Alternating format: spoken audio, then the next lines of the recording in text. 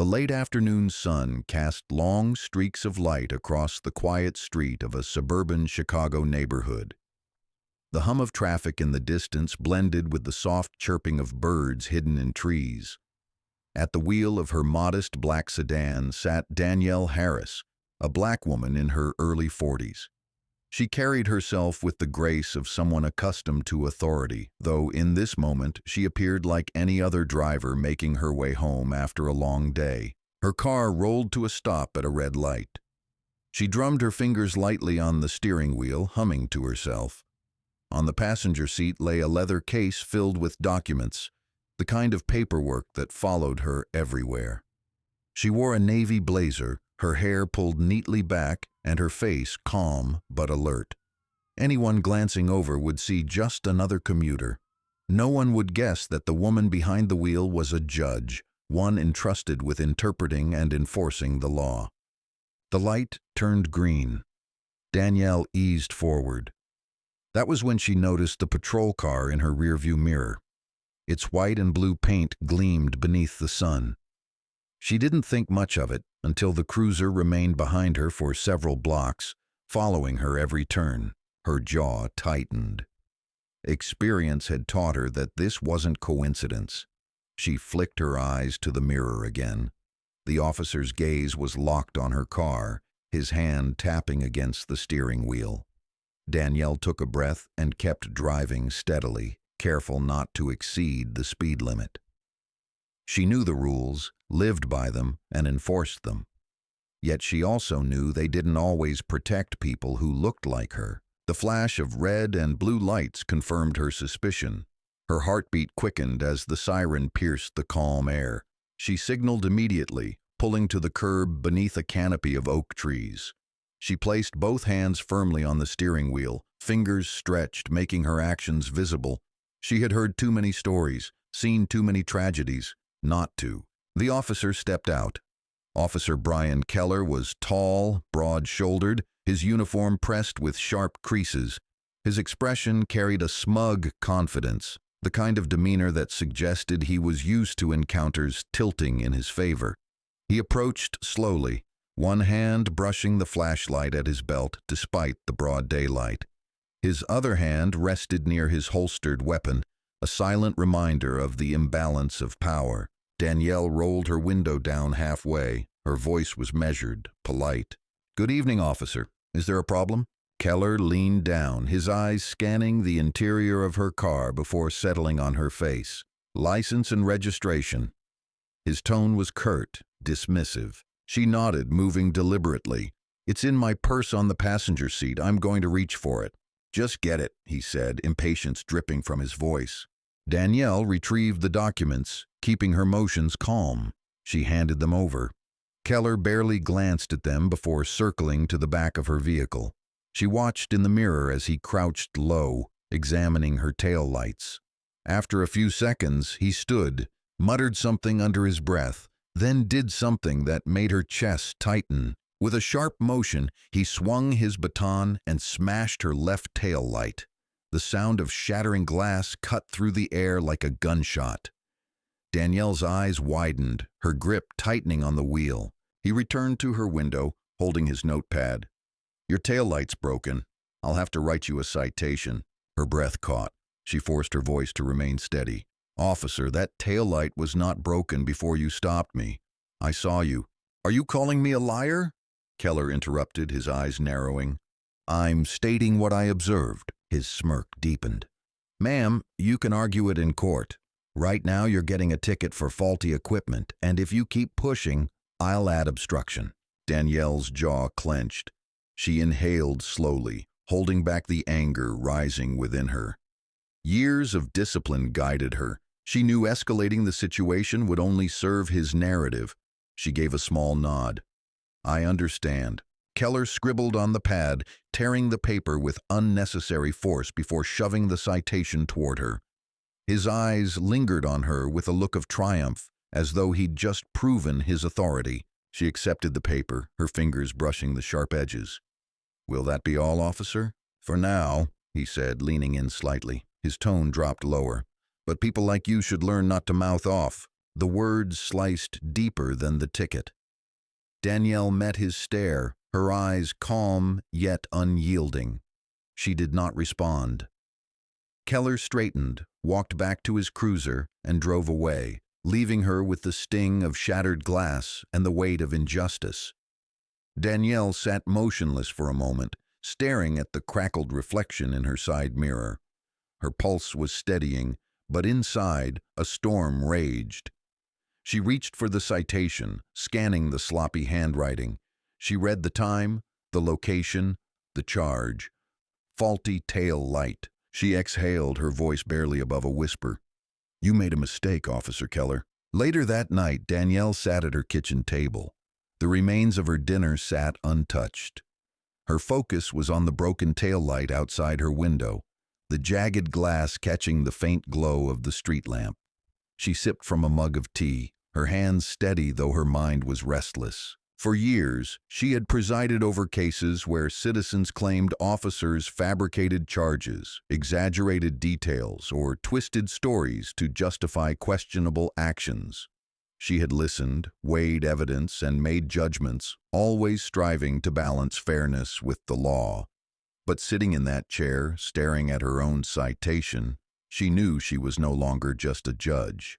She was now the defendant of an unspoken accusation that her word meant less than his badge. The irony was heavy. She had dedicated her life to the law, believing in its power to protect. Yet here she was, with a piece of paper that symbolized the exact opposite.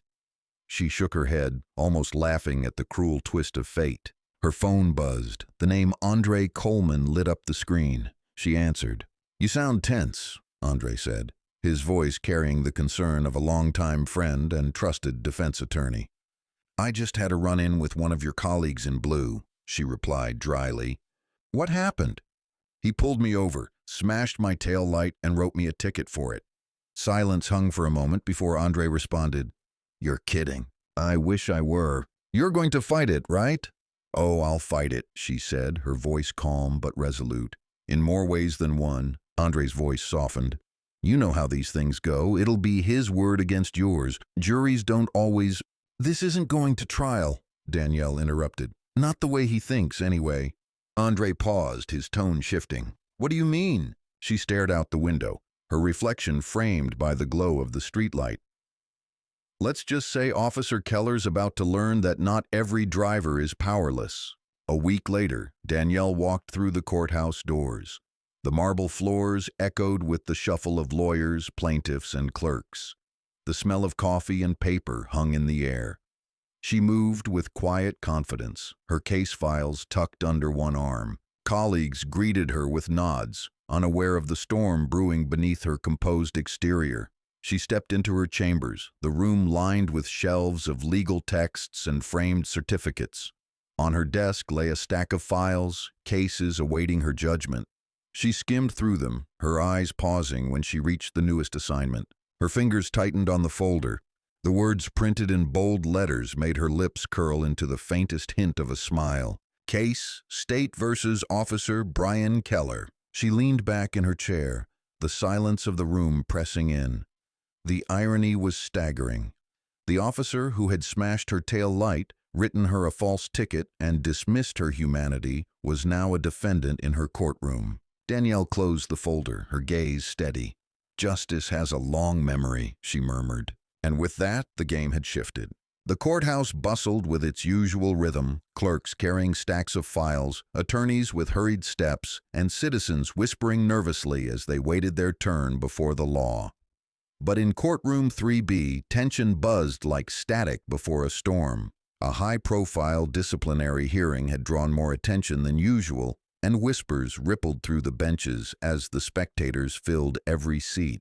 At the front, seated tall behind the polished bench, was Judge Danielle Harris. Her robe fell neatly around her shoulders, her expression calm and unreadable.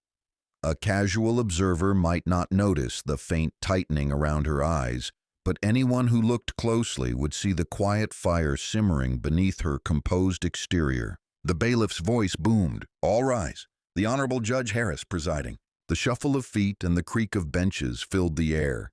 Danielle nodded once, her gaze sweeping the room. "Be seated." She tapped the gavel lightly, the sound echoing across the chamber.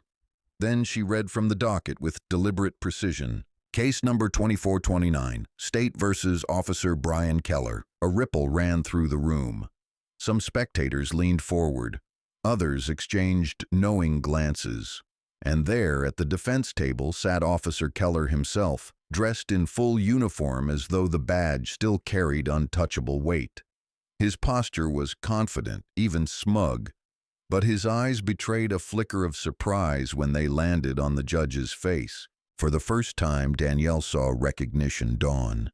His lips parted slightly, then pressed into a thin line.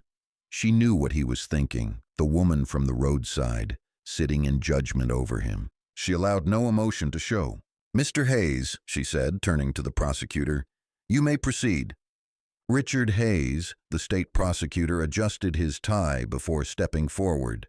He was in his 50s, sharp-featured with a voice honed from years of courtroom battles. He nodded respectfully to the judge before turning toward the jury. "Ladies and gentlemen," he began, his tone steady but firm, "today you will hear testimony about an officer of the law who violated his oath.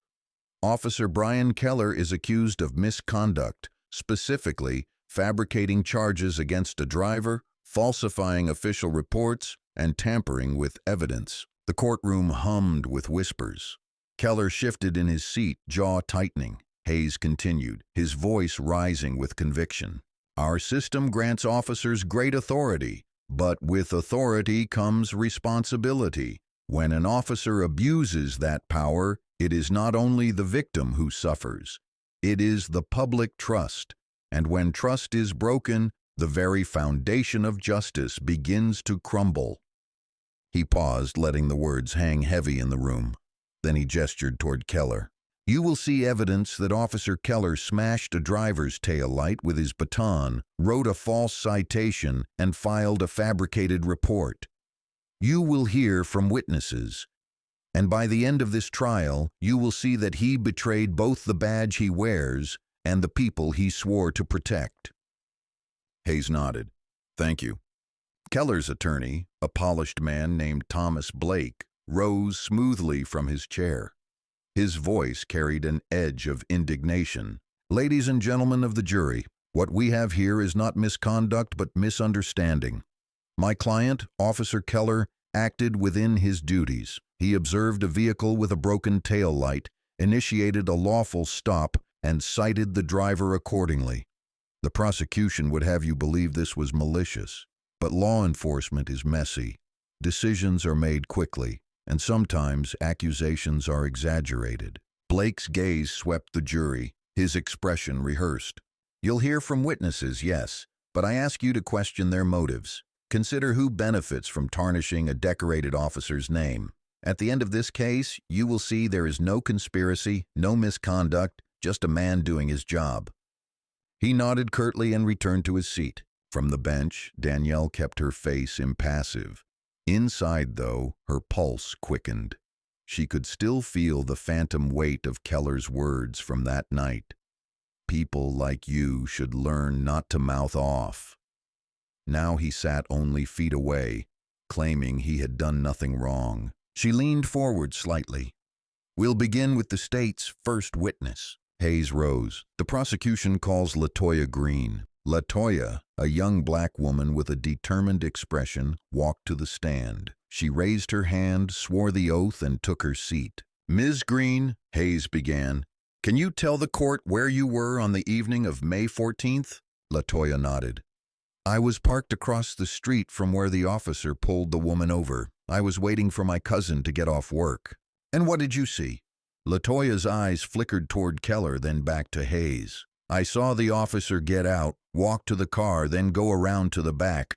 At first, I thought he was just checking, but then he pulled out his baton and hit the tail light.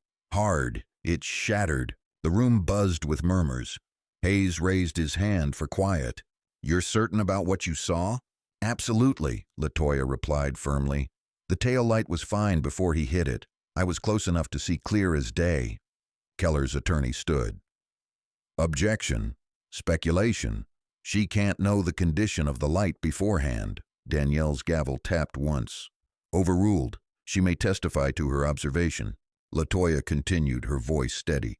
When the officer came back to the driver, he wrote a ticket and said it was for a broken tail light, but I watched him break it himself. Keller shifted again, his fingers clenching on the edge of the table. His earlier confidence faltered. Danielle noticed the twitch of his jaw, the faint sheen of sweat at his temple. She hid the flicker of satisfaction behind her calm exterior. Hayes nodded. Thank you, Ms. Green. No further questions. Blake approached, his voice firm. Ms. Green, how far away were you parked? About 30 feet. And it was evening, getting dark? The sun was still out. Blake smirked faintly. So, you're saying from 30 feet away at dusk you could clearly see an officer's baton strike a tail light? LaToya's gaze didn't waver. Yes, and I recorded it. The courtroom erupted in gasps. Danielle's heart skipped once, though she showed no sign of surprise. Blake froze, his mouth slightly open. You recorded it? He repeated. LaToya nodded, pulling her phone from her purse. Yes, I thought it was wrong, so I hit record. Hayes moved quickly. Your Honor, the prosecution submits this video into evidence. Danielle nodded. Admitted. The bailiff connected the phone to the monitor. The screen flickered, then displayed shaky footage from inside a parked car. The angle was imperfect, but the image was unmistakable. Keller at the rear of Danielle's vehicle, baton raised, tail light intact, then smashed with a sharp blow. Gasps echoed around the room. The audio carried his muttered words. That'll do. The footage ended. Silence hung thick in the air. Hayes turned to the jury, his voice steady. No further questions. Blake stumbled over his words, then finally muttered, no questions at this time. Danielle allowed herself a slow, controlled breath. She tapped the gavel lightly. We'll recess for 15 minutes. As the courtroom emptied, Keller shot a glance toward the bench. For a split second, his eyes met Danielle's. Recognition turned to disbelief. His lips moved silently, forming words only she could guess. It's you. She didn't blink. She gathered her notes with deliberate calm. Inside, though, the memory of that roadside stop replayed, his smirk, his words, the sound of breaking glass. And now he sat in her courtroom, his lies unraveling piece by piece. In the hallway, Andre Coleman caught up with her. That video just buried him, he whispered, eyes alight. Danielle shook her head. It's a start, but men like Keller don't fall easily. They drag the system with them. Andre studied her face. You're ready for this fight, aren't you? Her gaze hardened. I've been ready since the night he shattered that light. Now it's his turn to feel the weight of justice. When court resumed, the tension inside courtroom 3B was palpable. The earlier video had left the air heavy, each spectator buzzing with anticipation. Even the jury appeared restless, exchanging quick glances as if silently acknowledging what they had just witnessed. Judge Danielle Harris returned to the bench, robe flowing as she adjusted her notes. Her face remained composed, revealing nothing of the storm beneath. She tapped her gavel. Court is back in session. Mr. Hayes, proceed. The prosecutor rose. Your Honor, the state calls Officer Brian Keller to the stand. Every eye followed Keller as he stood. His uniform seemed less crisp now, his shoulders less square. He walked slowly, each step echoing against the floor. For the first time, his usual confidence seemed absent.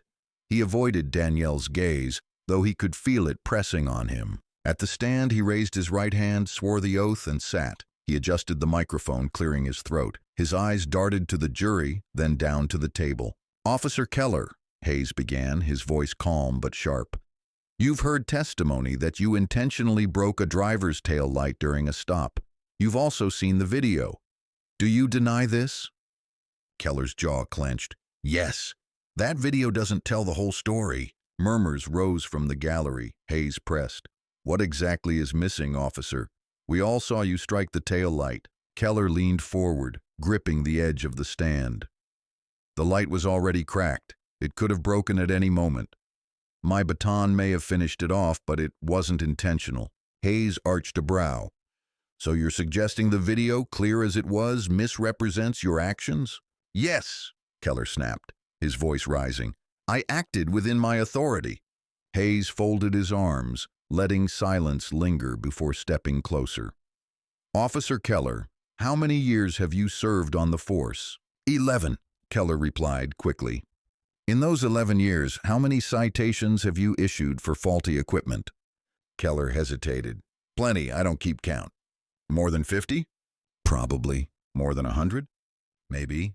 Hayes leaned in. And in those 100-plus stops, how many times has a tail light mysteriously broken during the interaction? Keller's lips parted, but no words came. The jury leaned forward, waiting. None, right? Hayes pressed. Keller swallowed hard. None. The gallery buzzed again. Danielle tapped the gavel lightly. Order. Hayes stepped back, satisfied. No further questions. Thomas Blake rose quickly, trying to regain ground. His voice took on a rehearsed calm. Officer Keller, let's clarify. Was the stop lawful? Yes, Keller said firmly. The vehicle's taillight was defective. Blake nodded. And your intent was to ensure public safety, correct? Yes, a broken taillight can cause accidents. And you never intended to harm or fabricate charges against the driver? No, Keller said, his voice steadying. Absolutely not. Blake smiled faintly. Thank you. No further questions. From the bench, Danielle studied Keller's every move. The twitch of his fingers, the tightness in his jaw, the way he avoided her eyes. She remembered the roadside confrontation vividly, his smirk, his taunt, the sound of shattering glass. And now he sat before her, insisting on innocence, even as evidence stacked against him. She maintained her mask of neutrality. The judge could not betray the woman. Still, her voice carried a subtle weight as she said, Officer Keller, you may step down. Keller rose, his movement stiff. He returned to his seat, avoiding both the jury and the spectators. That evening, as the courthouse emptied, Danielle retreated to her chambers. She removed her robe, draping it carefully over the chair. She sat at her desk, her hands clasped. The knock at the door broke the silence. Andre Coleman entered, his expression tense. He closed the door behind him. You handled that well, he said, lowering his voice. But he's not going down without a fight. Danielle nodded. He's cornered. Men like Keller lash out when they feel power slipping. Andre stepped closer. You know the risk, don't you? Once he realizes you were the driver he ticketed, he'll try to turn it on you. Claim bias, conflict of interest, anything. Her gaze was steady. Let him. I'm not stepping aside. Andre exhaled, shaking his head. You're walking a razor's edge, Danielle, but if anyone can hold steady, it's you. The next morning, news crews gathered on the courthouse steps. Word of the video had spread, headlines already questioning the integrity of the police department. The gallery filled with journalists, activists, and citizens eager to witness what came next. Inside, Keller sat rigid at the defense table, his face pale. His attorney whispered rapidly in his ear, but Keller's eyes remained locked on the bench. Danielle entered, robe flowing, composure unshaken. She tapped her gavel. Court is in session. Hayes stood. Your Honor, the state calls its next witness, Sergeant Thomas Whitaker, Keller's superior officer. Whitaker, a seasoned sergeant with graying hair, took the stand. He shifted uncomfortably under the gaze of the jury. Sergeant, Hayes began, were you aware of complaints filed against Officer Keller in the past? Whitaker hesitated. Yes. How many? 4 formal complaints, 2 for excessive force, 2 for improper conduct. And were any of them sustained? No. Internal review cleared him. Hayes paced slowly. Yet, despite being cleared, did concerns remain within the department? Whitaker's jaw tightened. Yes. Hayes leaned in. So this incident isn't the first time questions have been raised about Officer Keller's behavior, is it? No, Whitaker admitted. The jury murmured. Keller's face flushed, his fists clenching. Blake leapt to his feet. Objection, Your Honor. Prior complaints are irrelevant unless sustained. Danielle's gavel tapped once. Overruled. The jury may consider the testimony as context. Blake's face hardened. Then let me be clear for the record. These complaints led to no disciplinary action. Danielle's eyes fixed on him. The jury will weigh that appropriately. Proceed. The tension was thick. Keller muttered under his breath, his voice barely contained, but Danielle's sharp gaze silenced him. As the day wore on, more testimony chipped at Keller's defense. Witnesses spoke of his short temper, his heavy-handed stops, his tendency to escalate. Each word tightened the noose. By late afternoon, Keller's earlier bravado was gone. He sat hunched, sweat glistening, his gaze fixed on the floor. From the bench, Danielle allowed herself a single thought. This is only the beginning. That evening, she returned home. Her house was quiet, the glow of a single lamp illuminating the room. She removed her blazer, sank into the chair, and closed her eyes. The memory of that night replayed, the shatter of glass, his taunt, the ticket pressed into her hand. She opened her eyes, her expression fierce. "This isn't just about me," she whispered. "It's about every driver who didn't have a witness, every voice silenced by a lie." Her phone buzzed. A message from Andre. "Tomorrow, it gets harder. Be ready." She typed back 2 words, "Always am." The courthouse was louder than usual the next morning. Reporters swarmed the marble steps, microphones flashing under the camera lights, questions shouted as if answers might be pulled from thin air. Inside courtroom 3B, the gallery overflowed with spectators. Some came out of curiosity, others from anger, and many because they wanted to see if justice could finally touch a man who wore a badge. Judge Danielle Harris entered with her usual composure, the robe flowing like armor. She tapped the gavel. Court is now in session. Her tone carried no tremor, no trace of personal history, though the man at the defense table knew better. Officer Brian Keller sat rigid, his uniform a shield, though cracks had begun to show. His eyes darted nervously, and when they landed on Danielle, they lingered with recognition that curdled into disbelief. Her. The woman he thought he had silenced with a ticket now sat above him, holding the gavel. He shifted, muttering to his lawyer Thomas Blake, who leaned in, whispering furiously. Keller's jaw clenched. He wanted to explode, but Blake's hand on his arm held him down. Prosecutor Richard Hayes wasted no time. He stood, voice sharp and unwavering. "Your Honor, the state would like to submit additional evidence. A forensic examination of the defendant's baton shows traces of red plastic consistent with the tail light of the vehicle in question." The jury leaned forward. Blake shot to his feet. "Objection. This is circumstantial at best." Danielle's gavel struck lightly. "Overruled. The evidence will be admitted." Keller's shoulders slumped. His fingers curled into fists, knuckles white. Hayes pressed on. "This physical evidence corroborates witness testimony and the video. Officer Keller didn't stumble into a coincidence. He manufactured an offense." The jury buzzed. Danielle's gaze swept the room, calm but commanding. "Order." Blake tried to regain control. "Your Honor, may I request a brief recess?" Before Danielle could respond, Keller slammed his palm on the table. "This is a joke. That woman—" He caught himself, realizing too late the slip. The gallery gasped. Hayes froze, his pen hovering midair. The jury exchanged quick glances. Danielle's eyes narrowed, her voice steady but cutting. "Officer Keller, you will control yourself in this courtroom." His face reddened. He sat back heavily, muttering curses under his breath. Blake tugged his sleeve, whispering in urgent tones. But the damage was done. Everyone had heard the venom in his voice when he said that woman. Hayes cleared his throat, turning the momentum. "Your Honor, the prosecution calls Sergeant Alan Reese." A tall, weathered officer in his 50s walked to the stand. His uniform carried the weight of decades, his face lined with a man who had seen too much. He raised his hand, swore the oath, and sat. "Sergeant Reese," Hayes began, "you supervised Officer Keller on multiple occasions?" "Yes." "Were you aware of complaints regarding his behavior?" Reese hesitated. "I was." "And what did you do about them?" "I filed reports, but they were pushed aside." "By whom?" "The department." Reese's jaw tightened. "They didn't want the publicity." Murmurs swept the courtroom. Hayes pressed. "And in your professional opinion, did Officer Keller demonstrate a pattern of behavior?" Reese's eyes flicked to Keller, then back. "Yes. Aggressive stops. Questionable citations. He believed the badge gave him untouchable power." Keller shot to his feet. "You're lying." Danielle's gavel came down hard. "Officer Keller, sit down or I will hold you in contempt." He froze, chest heaving, before dropping heavily into his chair. During recess, Blake cornered Keller in the hallway. His voice was a low hiss.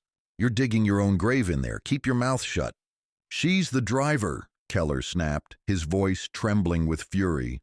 "Don't you get it? She's the one I pulled over. This whole thing is rigged." Blake's eyes widened. He glanced around, lowering his tone further. "Then you keep that to yourself. If the jury finds out, they'll see bias. If the public finds out, it's over. We stick to the defense. Do you understand?" Keller's chest heaved.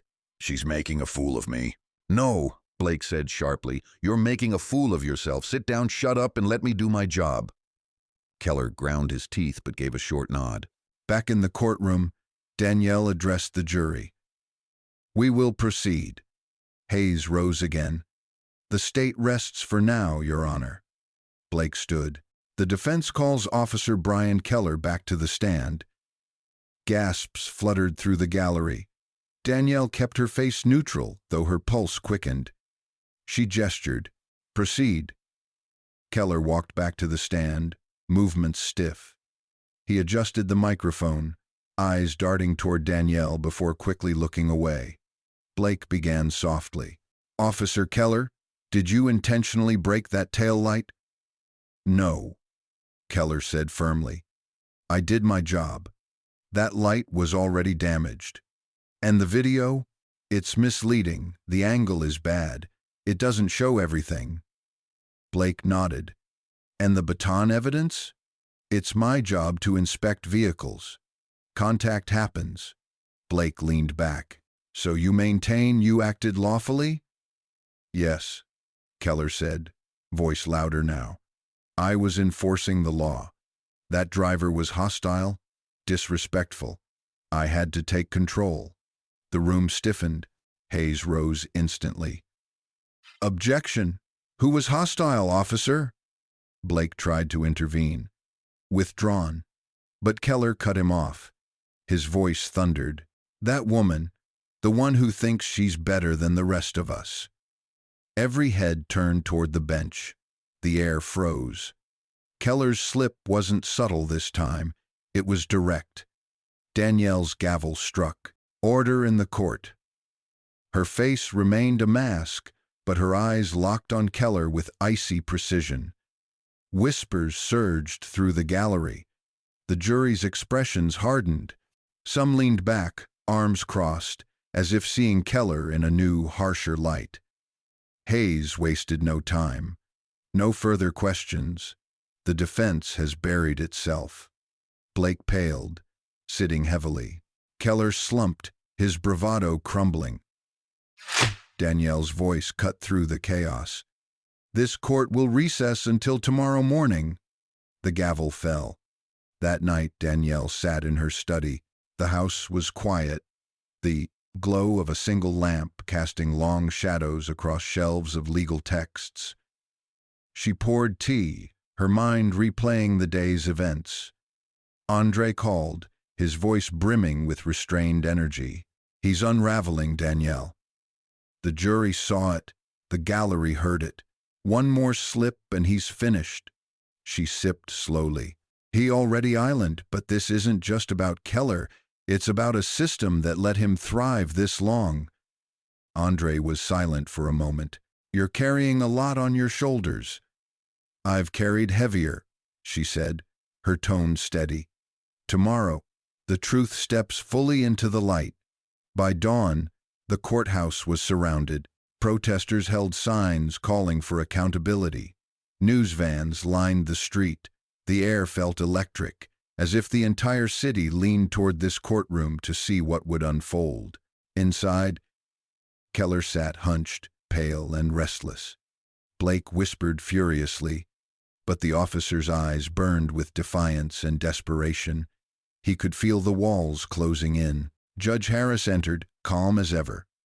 She looked out across the crowded room, her voice clear and firm. "Court is in session."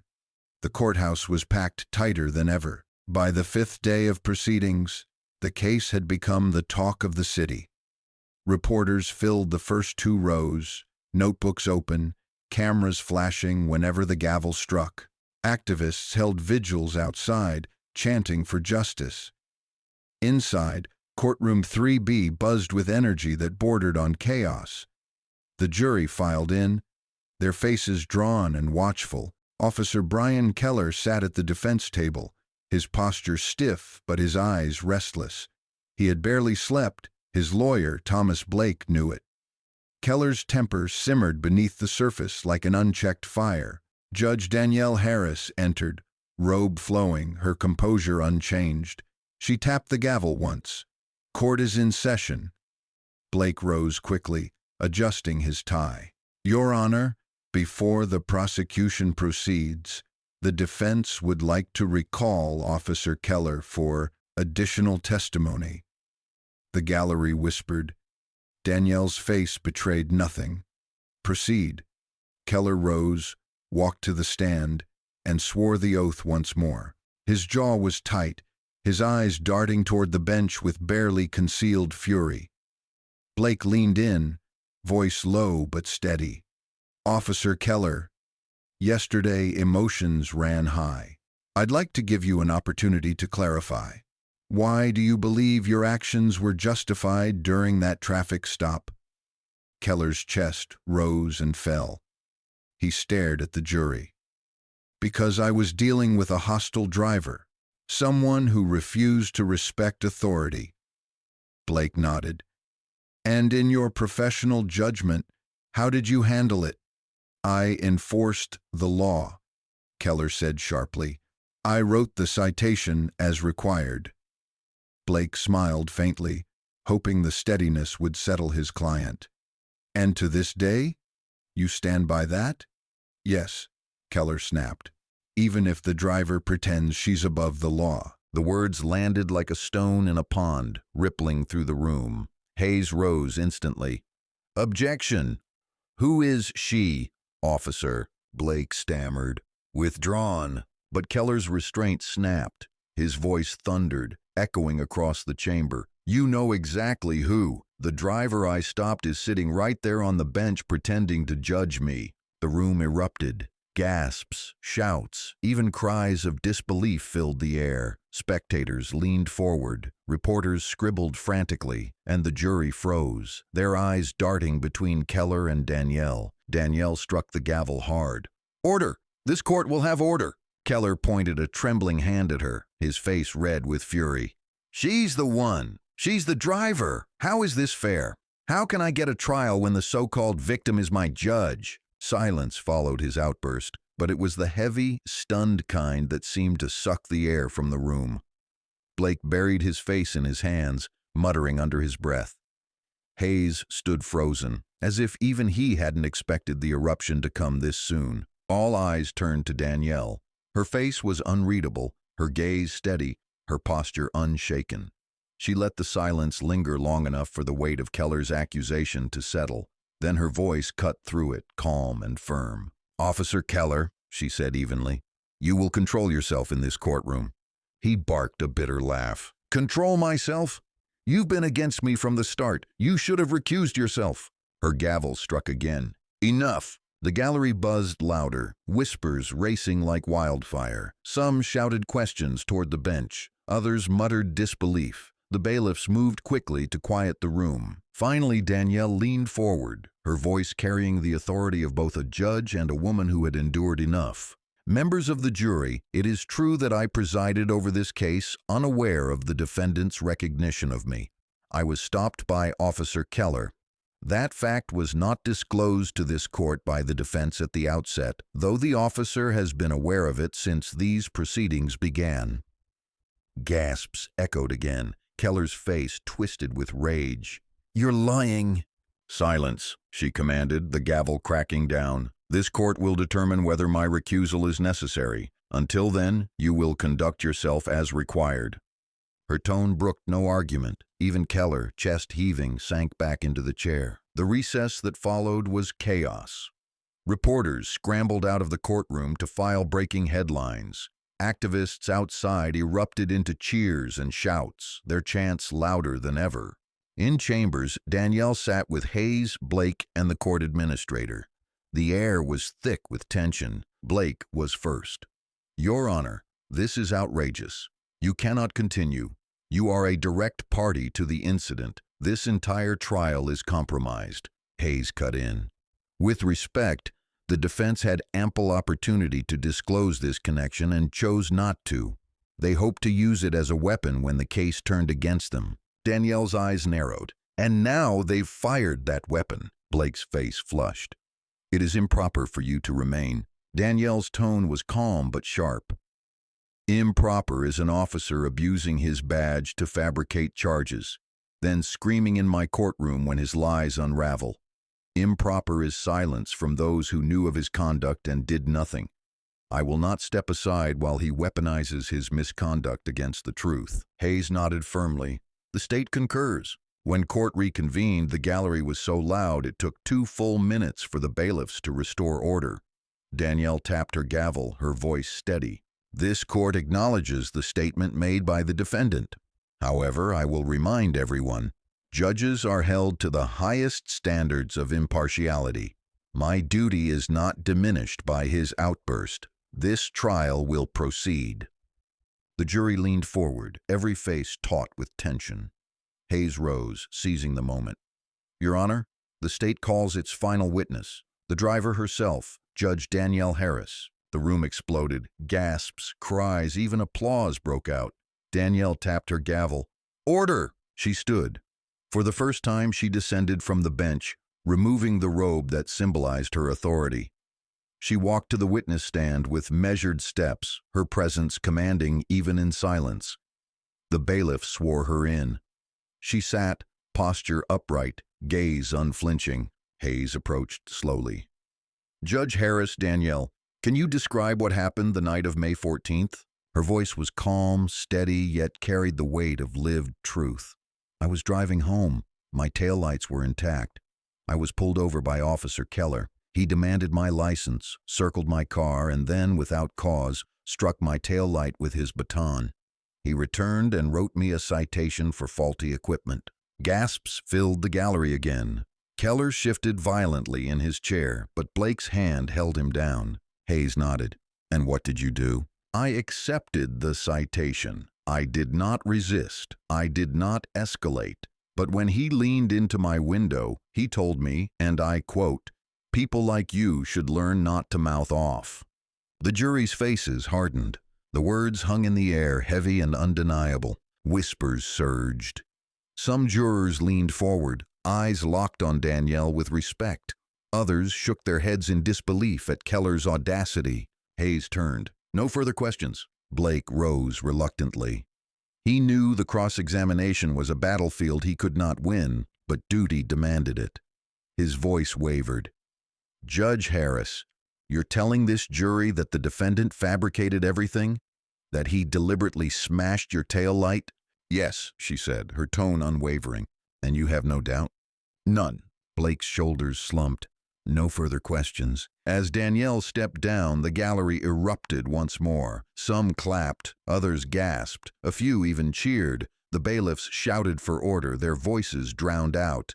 The jury sat stunned, expressions hardening into quiet conviction. Keller slumped in his chair, his face pale, his bravado shattered. His eyes darted toward Danielle with a mixture of rage and fear. Danielle returned to the bench, donning her robe once more. She tapped the gavel. "This court will recess until tomorrow morning for closing arguments." The gavel fell. The room buzzed like a live wire. That night, Danielle sat in silence at her kitchen table, staring at the folded citation still tucked inside a file. It was no longer just a slip of paper. It was evidence of arrogance, of corruption, of a man who thought power gave him immunity. Her phone buzzed. Andre's message lit the screen. "The city's watching. Tomorrow decides everything." She typed back one word, "Ready." By dawn the next morning, the courthouse was no longer just a building. It had become the epicenter of a storm. News vans lined the street shoulder to shoulder, their satellite dishes pointed skyward. Reporters barked into microphones as cameras rolled live feeds to every major network. Protesters filled the sidewalks, chanting slogans that echoed across the marble steps. Some held signs demanding accountability. Others carried banners calling for reform. Chicago had seen trials before, but rarely one where the judge herself had been forced to step down from the bench to testify against the man on trial. Inside, the courthouse halls were suffused with tension. Security was doubled. Bailiffs lined the walls. The sound of shoes on tile carried farther than usual, each step sharp against the heavy silence. At the defense table, Thomas Blake looked like a man at the edge of collapse. His tie was askew, his hair slightly mussed, his eyes bloodshot from lack of sleep. He had spent the night scrambling for a strategy that could salvage a case now teetering on the brink of disaster. Beside him, Officer Brian Keller was pale, his bravado gone. He sat hunched, hands clasped so tightly his knuckles were white. He muttered to himself in a rhythm that made Blake nervous. "You need to keep quiet," Blake whispered sharply. "No more outbursts. You've done enough damage." Keller's eyes flicked up, red-rimmed and restless. "She's ruined me. She should have stepped aside. Everyone's against me now." Blake leaned closer, his voice a hiss. "If you don't control yourself, the jury will bury you. Let me handle it." Keller stared at him, lips pressed tight, then gave a stiff nod, but Blake saw the twitch in his jaw and knew it was only a matter of time before he cracked again. Across the aisle, Richard Hayes was calm, methodical, prepared. His suit was crisp, his notes stacked neatly, but his eyes carried the fire of a man who knew momentum was on his side. He leaned toward his assistant, whispering, "We don't overplay it. The jury already feels the weight. We just guide them." His assistant nodded, sliding a fresh stack of exhibits across the table. Hayes glanced once toward the bench. Judge Harris sat in her robe again, her face composed, her posture straight. If the events of yesterday had rattled her, no one could tell. She gave no indication that she had stood on the witness stand herself. She was once again the judge, and the courtroom bent to her authority. The gavel struck. "Court is now in session," Danielle declared, her voice carrying across the hushed chamber. The gallery fell silent. The jury filed in. The bailiffs closed the doors, sealing off the buzz of reporters outside. Hayes stood. "Your Honor, the state has no further witnesses. We are prepared to proceed to closing arguments." Blake rose sluggishly. "The defense concurs." Danielle nodded. "Very well. The court will hear closing arguments after a short recess." During the break, chaos reigned outside the courthouse. Protesters' chants thundered louder. "Justice for all, not just the badge. No one is above the law." News anchors spoke with urgency into cameras. "The case of Officer Keller has gripped the city. Yesterday's revelation that Judge Danielle Harris was the very driver he ticketed has sparked outrage and demands for reform." Interviews played on screens. A young man shouted into a reporter's microphone, "We've been saying this for years. Cops lie, and they get away with it. But now, he picked the wrong person to lie about." A woman added tearfully, "How many others didn't have a witness or a camera or the power she has? How many just paid the ticket or worse?" The chants grew louder. Police stood in rows, monitoring the crowd but avoiding confrontation.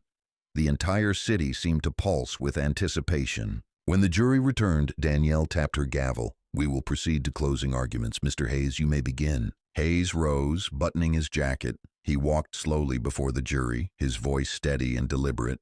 "Ladies and gentlemen, this case is not complicated. You have seen the video. You have heard the witnesses. You have listened to Officer Keller himself, and you have heard directly from the woman he targeted." He paused, letting silence fill the room. "This is not about a broken tail light. It is about broken trust. It is about an officer who chose to create a crime rather than prevent one. And it is about the courage of one woman who refused to stay silent when that abuse of power came to her doorstep." He turned, gesturing toward Keller. "The defense would have you believe this is a misunderstanding, that video evidence can lie, that eyewitnesses imagined what they saw, that a seasoned officer with a history of complaints should be taken at his word over everyone else." Hayes's voice hardened. "But the truth doesn't bend that easily. The truth has been laid bare. You saw it with your own eyes. You heard it with your own ears. The defendant smashed a tail light, wrote a false report, and then tried to bury it under arrogance and intimidation. The jury leaned forward, hanging on his words. Hayes's tone softened. Now, the decision is yours. You can choose to excuse him, to say this was nothing but a mistake. Or you can send a message that the badge does not shield misconduct. That accountability is not optional. He let the silence stretch again. We ask you to find Officer Brian Keller guilty on all charges. He returned to his seat. The gallery buzzed. Blake stood slowly. He looked exhausted, his voice shaky but forced into strength. Ladies and gentlemen, this trial has been filled with drama, with shocking revelations, and with emotions running high. But your job is not to deliver a headline. It is to deliver justice. He gestured to Keller. My client is not perfect. None of us are. But he is a man who has served this city for 11 years. He has faced danger, he has protected lives, and he has made mistakes. Yes, but never with malice. Blake's voice rose. You saw a video from one angle. You heard witnesses from a distance. You heard a powerful judge testify about her perspective. But perspective is not proof. The law demands more than outrage. It demands certainty. He leaned heavily on the podium, his tone pleading. Do not convict on emotion. Do not convict because the crowd outside demands it. Convict only if you believe, beyond a reasonable doubt, that my client deliberately committed misconduct. If there is doubt in your minds, you must acquit. He nodded weakly, returning to his seat. Danielle's gavel tapped. Members of the jury, you have heard the evidence. You have heard the arguments. It is now your duty to deliberate. The jurors stood, solemn, and filed out. The courtroom buzzed as soon as the door closed. Reporters scribbled. Spectators whispered. Keller slumped, his face gray. Blake rubbed his temples, muttering to himself. Danielle looked out across the room, her expression calm, though inside her chest ached with the weight of what was to come. Hours stretched like days.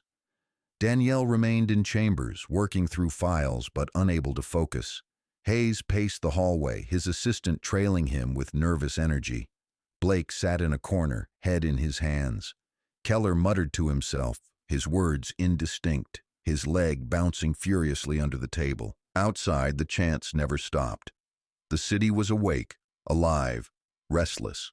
Every camera stayed trained on the courthouse doors. By late afternoon, the bailiff entered chambers. Your Honor, the jury has reached a verdict. Danielle's breath caught, but she gave a small nod. Very well. Call the court to order. The jury filed back into their seats, faces drawn and solemn.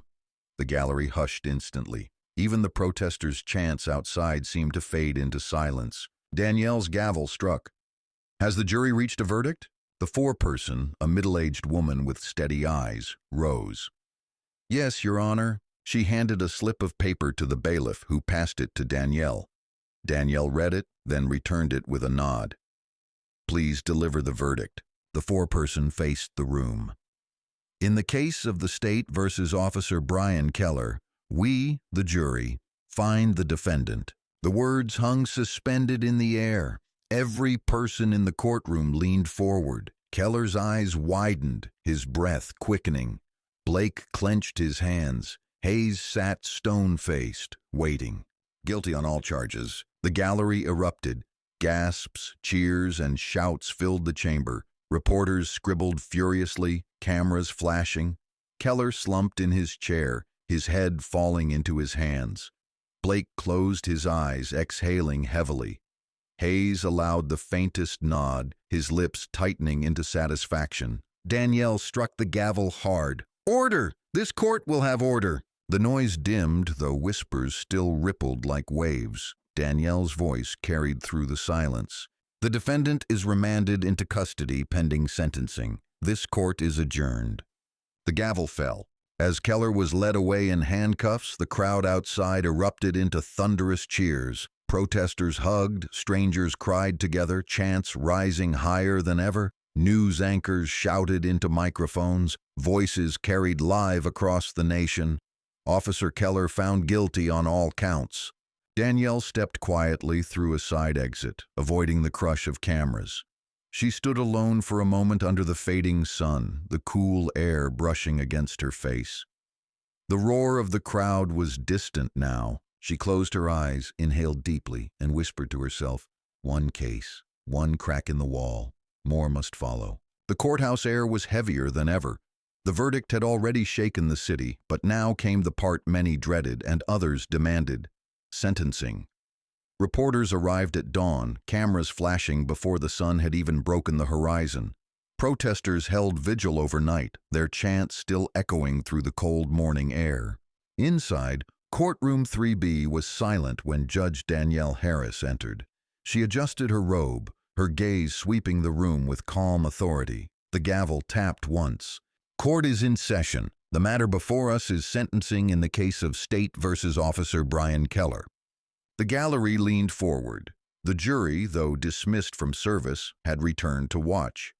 Even the mayor's representatives sat quietly in the back row, their presence a reminder of how far the case had spread. At the defense table, Officer Keller sat in his orange jumpsuit now, his badge gone, his posture sunken.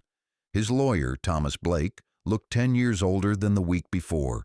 Across the aisle, Richard Hayes stood ready, his notes in perfect order. Hayes rose. His voice was steady, deliberate. "Your Honor, the state recommends the maximum sentence allowed under law. This case is not about a broken taillight. It is about a deliberate abuse of power. Officer Keller fabricated charges, falsified official records, and lied under oath. Worse, he did so as an officer sworn to protect and serve. Such conduct undermines the very foundation of justice. To send any message less than accountability would erode the trust this community places in its institutions." He paused, his gaze sweeping the room. "We ask the court to impose the maximum penalty." Blake rose slowly, his shoulders heavy. His voice carried exhaustion but also quiet determination.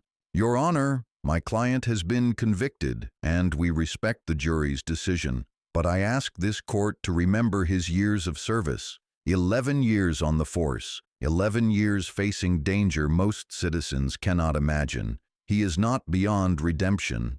I beg this court to temper justice with mercy." He placed a hand briefly on Keller's arm. "A harsh sentence will not heal the wounds of this city. It will only destroy a man who already has lost everything." Danielle turned her gaze to Keller. "The court will hear from the defendant." Keller stood, shackles clinking softly. His face was pale, but his eyes burned with a mix of desperation and fury. His voice shook at first, then grew sharper. "I've been made a scapegoat. You all think you know me because of one mistake. I've served this city for over a decade, and this is how it repays me. A setup, a witch hunt, and you." He turned, eyes locking on Danielle. "You were never impartial. You hated me from the start because of that stop. You wanted me gone, and you got it." Gasps rippled through the gallery. Blake tugged his sleeve, hissing for him to sit, but Keller shook him off. "You were the driver, the one I stopped. Everyone knows it now, and you had no business judging me. This was never a fair trial." Danielle's gavel struck sharply. "Enough. Sit down, or you will be removed." Keller's chest heaved, but the chains reminded him of his position. He sank back into his chair, muttering curses under his breath. Danielle leaned forward, her voice calm but steely. "Officer Keller, you wore the badge of this city, and with it came authority and responsibility. You used that badge not to protect, but to intimidate. You fabricated charges, falsified records, and perjured yourself in this courtroom. Worse, you showed no remorse, even now. You believe accountability is persecution, but accountability is the foundation of law." She paused, the silence cutting deeper than any gavel strike. "This court sentences you to 7 years in state prison, with no possibility of early release. You will also be barred from ever serving in law enforcement again." The gallery erupted, gasps, applause, murmurs mixing into a storm. Keller's face went pale. His knees buckled slightly as guards stepped to his side. "Order!" Danielle commanded, gavel cracking. The room hushed. "This court is adjourned." The gavel fell, sealing Keller's fate. As guards pulled Keller to his feet, he snapped. He twisted toward Danielle, his face twisted with rage. "This isn't over. You think you won, but you'll regret this. You'll regret ever crossing me." The gallery gasped. Guards restrained him, dragging him toward the door as he thrashed. Reporters scribbled furiously, cameras clicking in bursts. Keller's voice echoed as the doors slammed shut. "You'll regret it!" The silence left behind was electric. Danielle sat still, her face composed, though her heart pounded. She had known he would lash out. She had prepared herself. But still the venom in his words lingered. Outside, the courthouse steps were chaos. Reporters shouted into cameras, protesters cheered, and chants of "no one above the law" shook the air. "Breaking news," anchors announced breathlessly. Former officer Brian Keller has been sentenced to 7 years in state prison after being found guilty on all charges. His courtroom outburst stunned observers as he accused Judge Harris directly before being restrained. Commentators debated live. One analyst said, "This was not just about one officer. This was about a culture. The sentence sends a message that accountability is possible, even for those in uniform." Another countered, "The defense will almost certainly appeal." Keller's accusation of bias against Judge Harris could form the basis of their argument. The city itself seemed to hold its breath, torn between celebration and apprehension. Later that evening, Danielle sat in her chambers, the courthouse finally quiet. The file on Keller's case lay closed on her desk. She rubbed her temples, exhaustion pressing down like a weight. Andre Coleman entered quietly. He set a coffee on her desk and leaned against the chair. "You did it," he said softly. She looked up, her eyes steady. "The jury did it." "I just carried the gavel." Andre shook his head. "No, you stood up to him. You stood up to the system that let him thrive this long. That mattered." She sighed. "One trial doesn't change the system, but maybe it cracks the wall." Andre's voice softened. "Sometimes one crack is all it takes." That night, the police department issued a statement. The chief appeared on camera, face stern. "The actions of Brian Keller do not reflect the values of our department. We will cooperate fully with oversight to ensure accountability." But the words rang hollow for many. Commentators quickly noted the history of buried complaints, the culture of silence that had shielded Keller for years. Calls for independent investigations grew louder. Some city officials demanded the chief's resignation. The walls were shaking, and Keller's conviction had become the stone that started the avalanche. At home, Danielle sat quietly by her window. Outside, the city glowed with lights, the hum of traffic steady, the voices of protesters still faint in the distance. She held the folded citation Keller had written her that night. The ink was smudged, the paper creased from weeks of being carried in her bag. It was more than just a ticket, it was the moment he thought he could silence her. She set it back on the desk, her gaze firm. "You underestimated me, Keller," she whispered. "But more than that, you underestimated the truth." Weeks passed, but the case of Officer Brian Keller refused to fade. His name filled headlines, his mugshot broadcast nightly on television. The courtroom outburst replayed endlessly, his words, "She was the driver," picked apart by commentators across the country. From his prison cell, Keller seethed.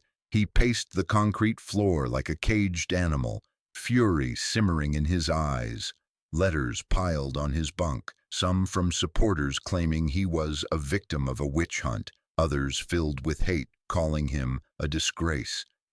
His lawyer, Thomas Blake, visited weekly, though each meeting grew more strained. "You still have options," Blake insisted one afternoon, sliding legal papers across the cold metal table in the visiting room. "We file an appeal on the grounds of judicial bias." The judge was a direct party to the incident. No matter what she said, no matter how impartial she claimed to be, the higher courts may see it differently.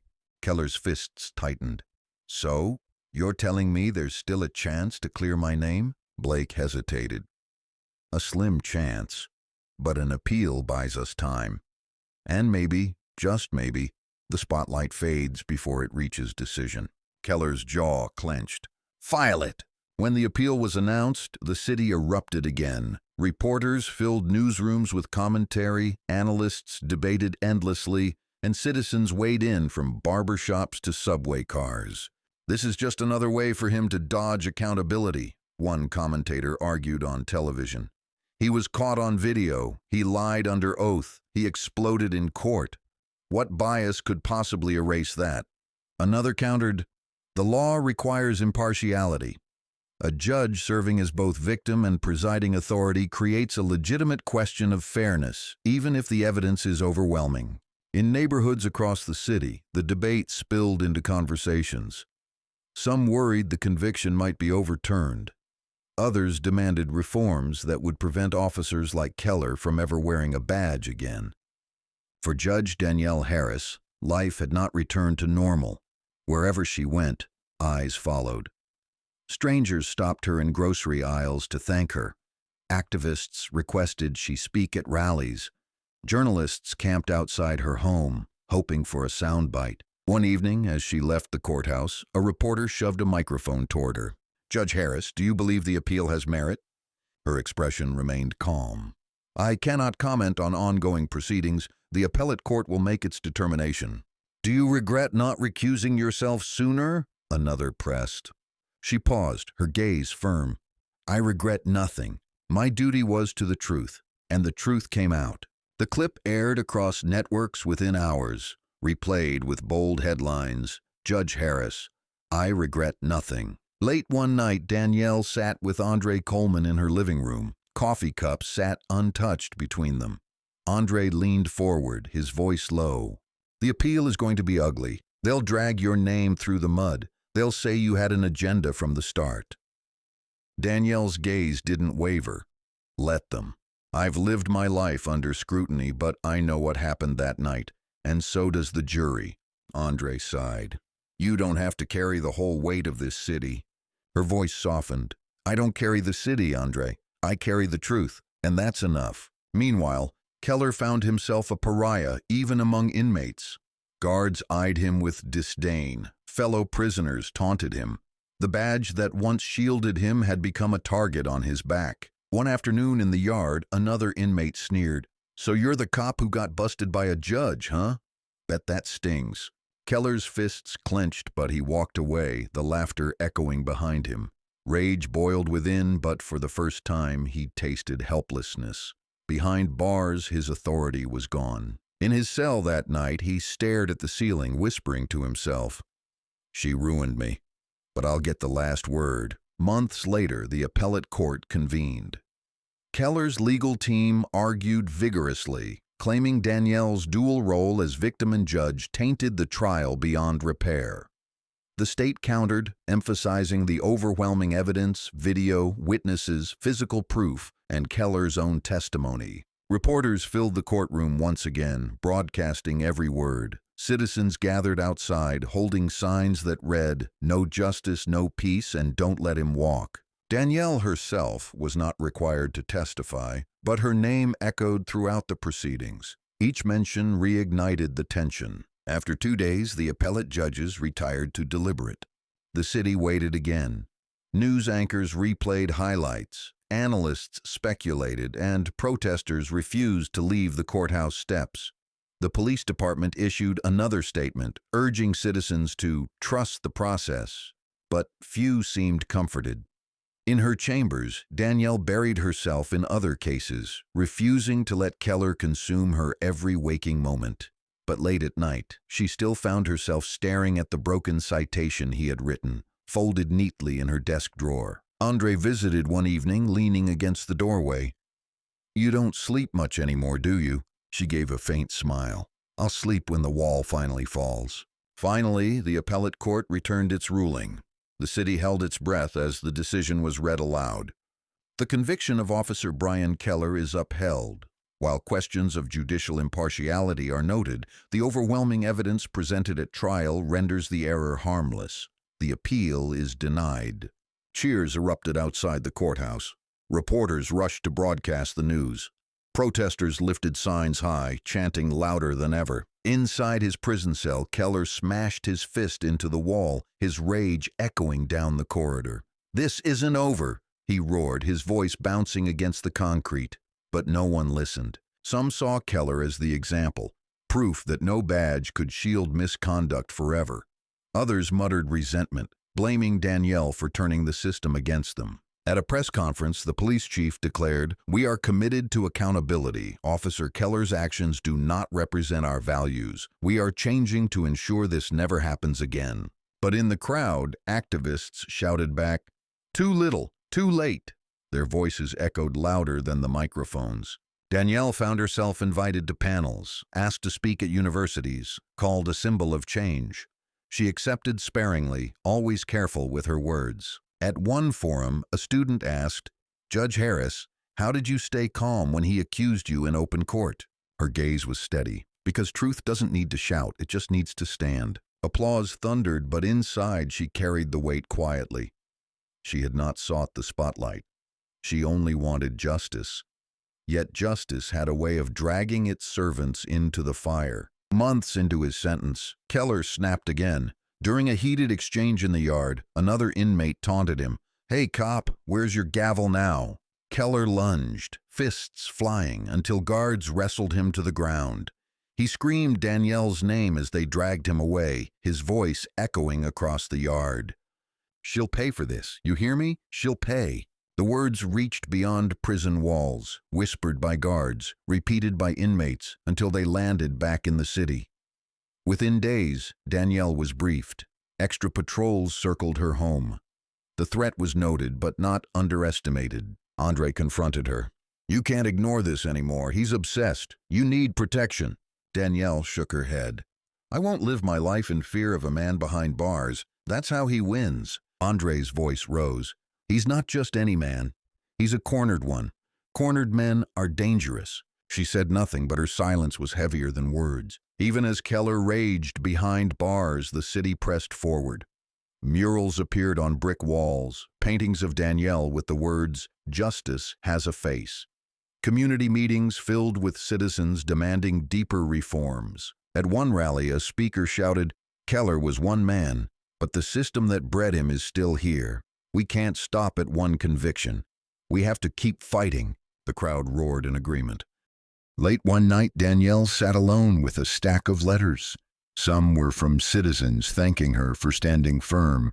Others were from critics accusing her of bias. She read them all, her expression steady. She whispered softly, "The truth was enough, it always is." But she knew Keller's shadow hadn't vanished. He was still out there behind bars, writing, raging, plotting. And though he could no longer touch her directly, his venom still tried to seep through the cracks. She folded the letters away, straightened her back, and looked out at the city lights. "Let him rage," she murmured. "The law already answered." Winter settled over Chicago with a gray stillness that wrapped the city in cold winds and long nights. But inside the state prison, time moved differently. Days blurred together, measured by the clang of metal doors and the scrape of trays across concrete floors. For Brian Keller, each day was heavier than the last. The anger that had once fueled him now ate away at him from the inside. His fists no longer carried weight. His words no longer carried fear. The other inmates mocked him less now, not because they respected him, but because he no longer mattered. He was just another number in the system he once claimed to defend. In the dim light of his cell, Keller scribbled in his notebook, page after page filled with angry rants, half-formed plans, and curses written in block letters. His handwriting grew erratic, lines slanting, ink smudging beneath his restless hand. One night, he pressed his forehead against the cold bars and whispered her name. "Harris." His voice cracked. "You think you won, but I'm still here. I'll never forget." But the walls did not answer. The walls did not care. The guards began to see the change. Keller stopped eating full meals. He muttered more to himself than to anyone else. The man who once swaggered through traffic stops, now shuffled down the corridor like a shadow. One day a guard found an envelope under his bunk. The name on the front? Judge Danielle Harris.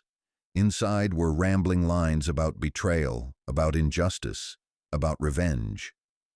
But the letter ended differently than the others. They will forget me. They will move on. But you will remember. You will see my face every time you close your eyes. That is my victory. The prison warden intercepted it, marked it "Do Not Deliver," and placed it in Keller's file.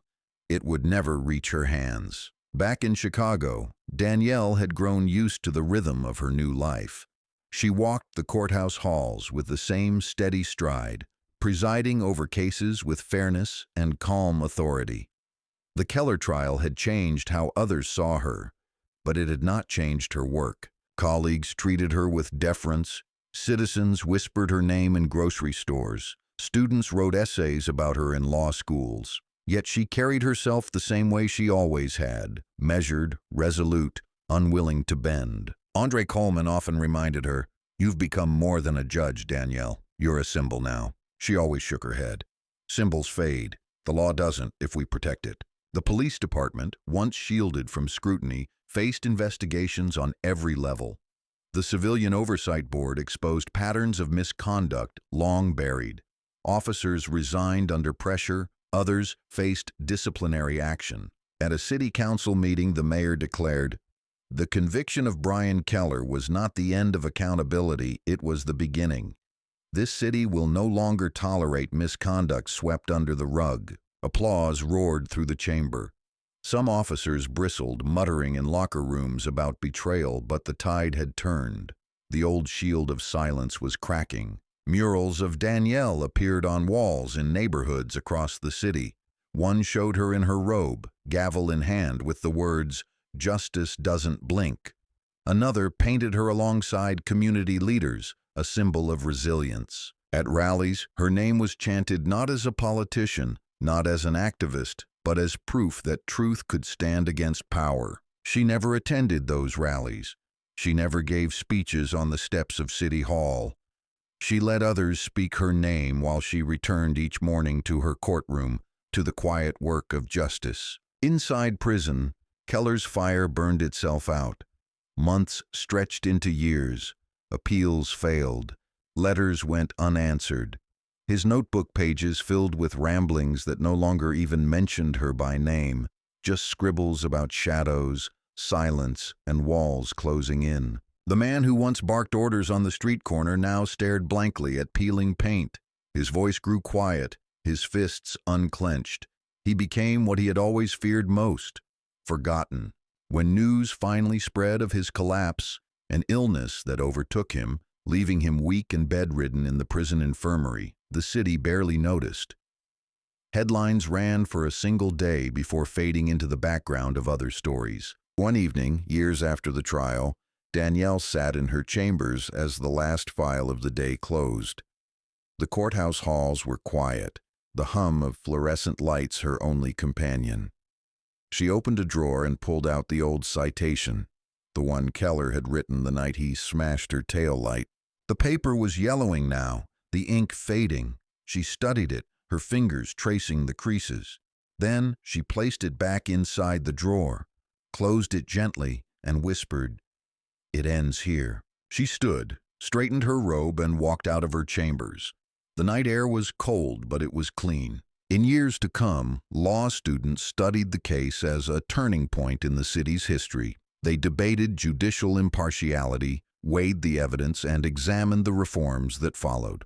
But what endured most wasn't the paperwork or the rulings. It was the image of a judge standing firm in the face of intimidation, refusing to bend even when the accused pointed directly at her from the stand. For the city, it became a story told again and again, of a cop who believed his badge made him untouchable, and of a judge who proved him wrong. The prison walls eventually swallowed Keller's name. He lived out his days a shell of the man who once strutted down city streets. His threats faded into silence. His letters crumbled into dust. But in Chicago, the echo of his downfall lingered as a lesson. Power unchecked corrodes. Truth, though slow and heavy, endures. And Judge Danielle Harris, who once sat in her car with shattered glass at her feet, continued to walk into her courtroom each day with the same steady stride. Her name no longer belonged only to her, it belonged to the city that had seen justice prove itself, one case at a time.